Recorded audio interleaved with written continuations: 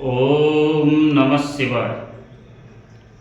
हरं सर्पहारं चिताभूविहारं भवं वेदसारं सदा निर्विकारं शमशाने वसन्तं मनोजदहन्तं शिवं शंकरं शंभुमीशानमीडे।